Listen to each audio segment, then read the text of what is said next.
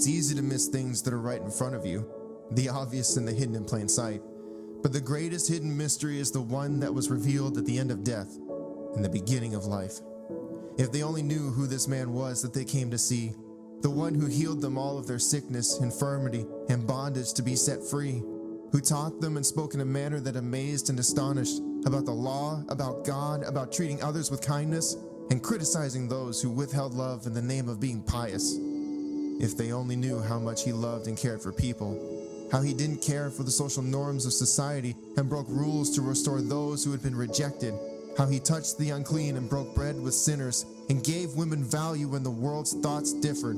If they only knew that out of all the men he encountered, to be one of 12 would change their lives, that what they were about to witness and be part of would mean things would never be the same. Never would they have imagined they would see the things he did play out, the miracles and mercy and love he gave to people who were constantly told to be afraid.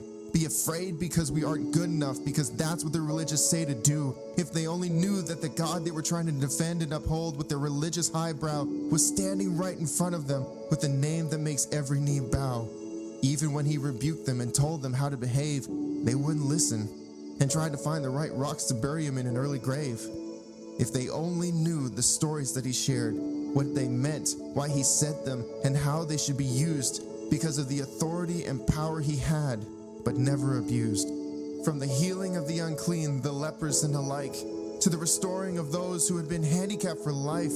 Oh, and the raising of dead was evidence enough to see him as more than just a prophet. He came to save and rescue those who were lost. He came to save the world. And if they only knew what he truly meant when he said he was going to suffer, how brutal that night and morning were going to be, how he was going to be lifted onto that tree, beaten, spat on, whipped and pierced for everyone to see. And they mocked him.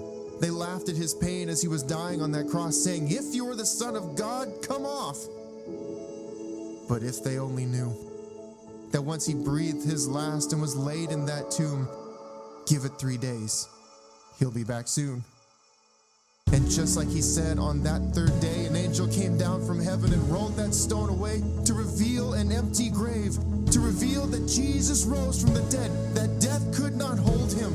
If they only knew what Jesus was going to do, what was hidden and not revealed until the right time, they would not have crucified him. Because now we know that Jesus is alive. He's alive, he's alive, he's alive. And he's sitting at the right hand of the Father as King of Kings, Lord of Lords. And heaven rejoices in the presence of our Lord, who loves you and cares for you and died for you and rose for you.